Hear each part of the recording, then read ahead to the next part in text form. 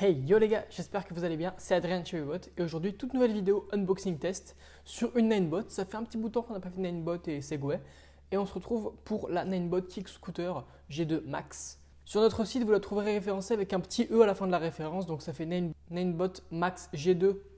Donc voilà, on va partir, on va la déballer, on va voir ce qu'il y a dans le carton, voir ce qu'elle nous propose. C'est parti. Avant d'ouvrir le carton, n'hésitez pas à vous abonner, à nous lâcher un petit pouce bleu, ça fait plaisir et ça nous soutient. Avant de l'ouvrir, on a quelques petites informations sur le carton. C'est vrai que ça fait plaisir d'avoir des cartons où on a des petits écriteaux comme ça. Donc on a le petit mode d'emploi de comment la déballer et la monter à la fin. On a ici une petite icône qui dit que la trottinette est compatible avec l'application Apple Find My. Donc si on la perd, on peut la connecter directement à l'application. Donc comme ça, si on se la fait voler ou si on la perd ou un truc comme ça, on peut utiliser l'application. Si on a un téléphone de la marque Apple, on peut retrouver la trottinette, donc c'est plutôt cool. Et donc dans l'ordre, on va retirer les polystyrènes, les cartons, tout ça, la sortir, monter, déplier la trotte, mettre toutes les vis, tout ça, et au final après on va juste la charger. Voilà le mode opératoire classique finalement. Mais voilà, même à l'arrière, on a tout ce qui est écrit sur le carton. Donc de toute façon, ça je vais vous en parler juste après.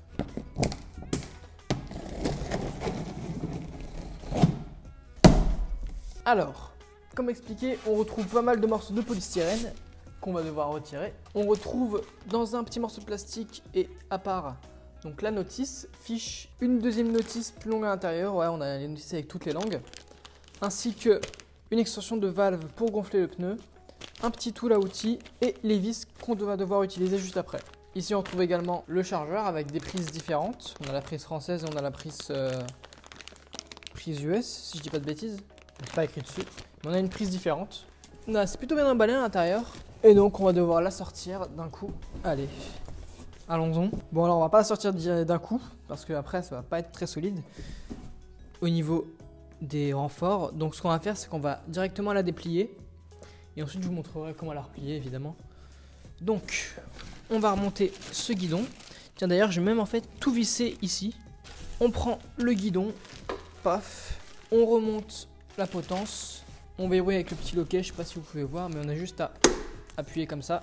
Et là voilà, comme toutes les Ninebot, comme toutes les Swimmy qu'on vous a montré, on a juste à rentrer ça. Et on a 4 vis à monter, je crois, voilà, c'est même en 6 vis à monter. Voilà, franchement, c'est les montages tellement rapides comme ça qui font plaisir. Maintenant, on va pouvoir la sortir. On dit rarement ça dans une vie, mais le polystyrène est tellement de bonne qualité. Ok, donc là, elle est sortie. Maintenant, on va devoir enlever tout le surplus de plastique qu'il y a. Et ça aussi qui protège le deck. On va essayer d'y faire un peu attention. Donc là voilà la sortie du carton, elle est toute belle. Franchement c'est un beau bolide de chez Ninebot. Elle fait vraiment plaisir à voir, elle est vraiment magnifique. Avec les petits détails de jaune orangé un petit peu, franchement elle a un look qui déchire. Donc c'est une trottinette Ninebot proposée à moins de 1000 €. Franchement c'est quelque chose. Après Ninebot sont généralement en dessous des 1000 € et c'est surtout les gammes de Segway qui vont être plus élevées, plus haut de gamme. Mais donc là voici la Ninebot Max G2 ou G2E qui est disponible en un seul modèle de 36 volts et de 15,3 ampères. Les 15,3 ampères vont nous permettre une autonomie de 70 km environ et couplé à ça une vitesse maximum de 25 km/h avec une trottinette ici qui n'est pas débridable officiellement. Généralement on est sur du IPX5 en termes de protection, donc voilà, ça va résister aux éclaboussures de tous les côtés. Et la batterie est IPX7, donc ça c'est plutôt cool. Elle va résister aux immersions, donc elle est vraiment étanche quasiment. La seule trottinette qui va être plus étanche qu'elle, ça va être la Dualtron Popular qui elle est IPX6 et la Inoue Swimmy 2 qui elle est totalement IPX7, donc totalement étanche et immersible sous l'eau. On a un moteur à l'arrière qui va nous permettre une puissance de 450 watts, déployable jusqu'à 900 watts en côte.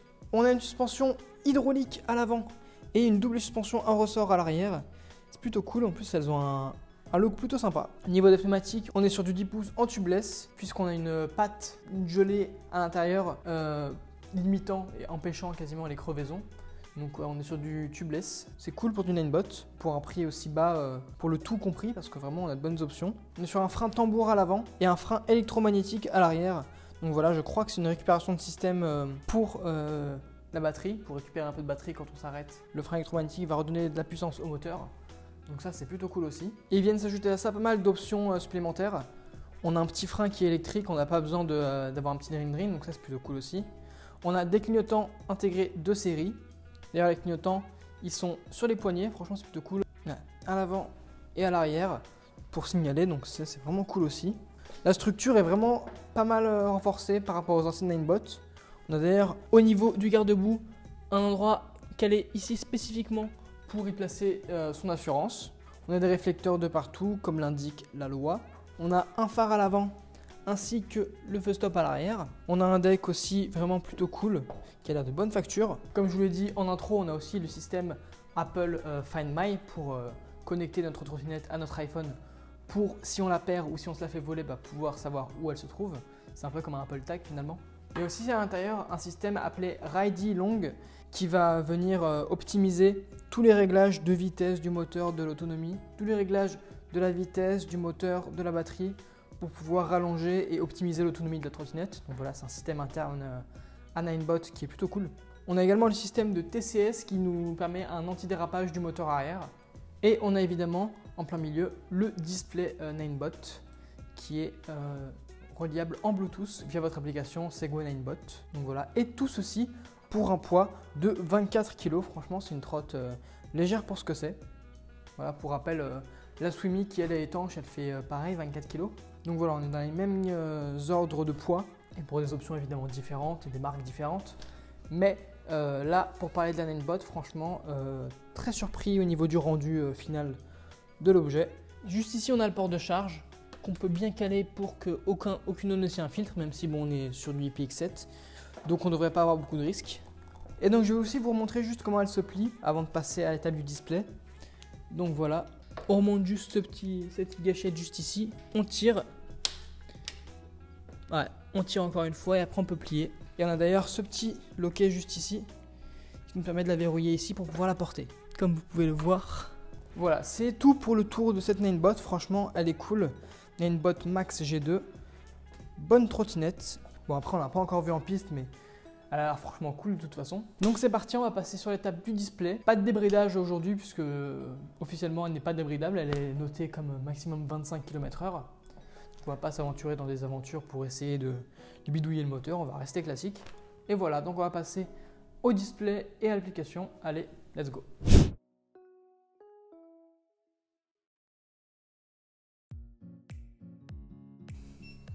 Et donc on se retrouve devant la trottinette, donc on l'a allumée, elle fait des bips depuis tout à l'heure. Donc il y a écrit juste ici, activation de l'application requise, lisez le manuel d'utilisation pour connaître les modes d'utilisation, les modes de vitesse, enfin bref.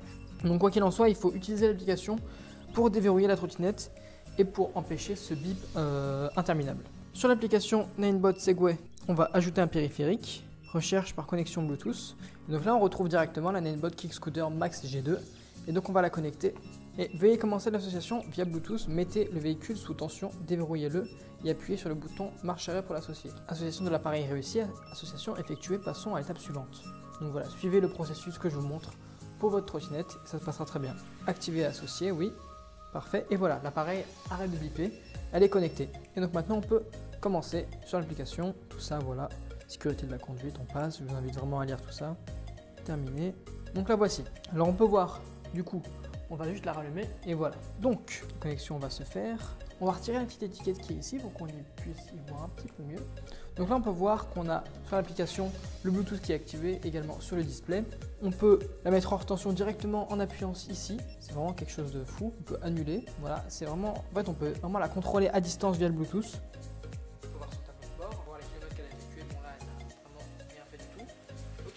Donc là on a 83% de batterie et on a 58 km,1 de disponible. Durée de conduite, kilomètres de trajet, max température, tension, courant. On a vraiment beaucoup d'informations par rapport au tableau de bord. On peut la mettre en tension comme je vous ai dit. On a des paramètres, donc récupération d'énergie. On peut la modifier, je pense qu'on va la mettre. On va la laisser en tension. Bonne marche, limite de charge, son indicateur. On a vraiment tout. Donc vraiment, voilà. Vous pouvez voir, on survole tout ça, mais c'est vraiment cool. On peut la piloter à distance. Franchement, c'est une bonne application. Et puis même on peut avoir un petit système de médailles, un petit système de quand on fait quand on dépasse un certain palier. Enfin voilà, c'est une application vraiment très complète. Et on peut vite fait voir le display. Donc en appuyant une fois, on a le phare qui s'allume juste devant. On peut voir le petit logo. Et pour changer les modes, on appuie 2 fois sur le bouton power. Donc là, on est en mode éco qui va aller le plus lentement. Ensuite, on est en mode drive qui va aller un peu plus vite. Et enfin le mode sport, qui lui va aller au maximum de sa puissance. Et d'ailleurs vous remarquez qu'en changeant de mode, on a le kilométrage qui va changer au niveau d'application. Par exemple en mode éco, on va être à 58 km/h. Par exemple au mode éco, on va être à 58 km d'autonomie. Alors qu'au mode drive, on va être à 46, donc un peu moins. Et au mode sport, on va être encore moins à 42. Donc voilà, la vitesse d'autonomie est variable. On peut passer vraiment en full batterie de 70 à 50 selon le mode. Donc voilà, c'est tout pour ce qui est du display. Il n'y a pas grand chose à dire, c'est surtout au niveau de l'application. Et voilà, c'est plaisir, on peut citer vite fait le klaxon qui est ici. Et les clignotants. Donc voilà, franchement, on verra ça vraiment quand on sera en route, mais c'est vraiment cool. Enfin voilà, on va pouvoir passer à l'étape du test. J'espère que vous êtes chaud. Allez, let's go. Et donc voilà les gars, on se retrouve pour le test de cette belle Ninebot. On est dessus, c'est parti. Donc on va mettre l'allumage en route. Donc j'étais resté en mode sport, on va rester en mode éco, voilà pour la test. Il n'y a pas de double moteur à tester, voilà, on va tester un peu la tenue de route en grande partie, les différents modes, ça va aller vraiment assez vite. Mais voilà, pour avoir les ressentis globaux sur cette trotte et voir ce qu'elle donne. Allez, let's go. Donc rappelons que le mode éco, c'est le mode qui va user le moins d'énergie et le mode avec lequel on va pouvoir faire le plus de distance et il monte jusqu'à 15 km/h. Donc voilà. Le deck est vraiment pratique. Enfin, il est assez grand. Juste avant, j'ai présenté à la Popular où je disais que le deck était pas très grand. Et en fait, c'était pas la taille réellement, mais plutôt le fait que les pieds glissent trop facilement. Bon, ça marche bien. Hein. Même en descente, on va pas au-dessus de 15, limite 16-17, mais voilà. Même pas besoin d'accélérer, que ça avance tout seul. Le guidon paraît assez grand à la base, mais en fait, ça passe. Voilà. Et un petit test de frein au feu rouge. On va se mettre ici pour ralentir. Ouais, franchement, on est très très bien. Et je pense qu'on va pouvoir passer au mode 2. Hein. Ouais, c'est ça, on s'arrête à 20. Pareil, hein. De toute façon, c'est la même chose avec plus de vitesse et moins d'autonomie. Là, je crois qu'on perd 10 km d'autonomie. Là, on va arriver sur une montée, donc on va passer en mode sport. Là, on a beaucoup plus de puissance, on la sent d'ailleurs. On monte très facilement. On sent pas que la trottinette galère à monter. On peut mettre un clignotant pour faire un petit écart. Hop là. Et pour l'enlever, on rappuie dessus, tout simplement. On est légal pour rouler à 25. On se met sur les petites pistes cyclables où on a le droit. On a aussi le droit sur la route, mais bon, la piste cyclable ça dérange moins les usagers. Le meilleur des modes reste le mode sport. Plus de puissance, plus de nervosité, et puis on arrive direct à 25 quoi. Donc là, l'autonomie se voit évidemment réduire un petit peu, ce qui est normal. Mais en soi, c'est pas dramatique non plus parce qu'on reste quand même aux alentours des 50 km d'autonomie. On va faire cette petite descente là, voilà.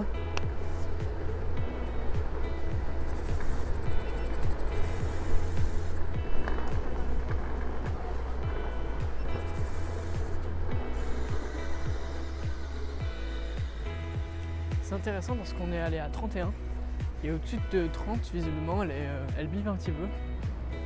Comme quoi, elle remarque quand il y a une vitesse trop élevée. Ouais, c'est cool, hein, même si on veut s'amuser à petite vitesse. On reste à 25, mais à petit, c'est quand même sympa, quoi.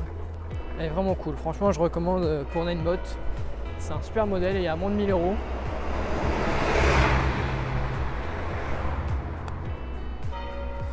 Ça respecte beaucoup de choses, on peut la localiser si on veut, si on la perd, tout ça, rien à dire.